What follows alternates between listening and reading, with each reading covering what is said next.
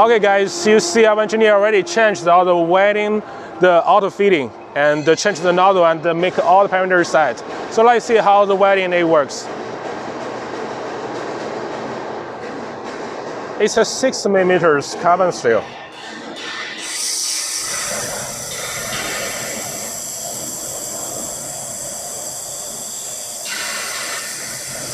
If it's for the same metal, like below 3, we can make it one set welding.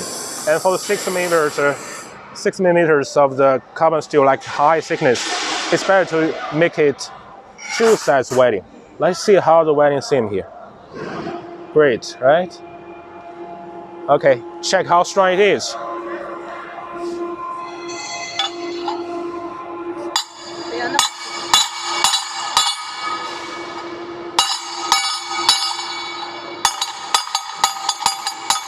Okay.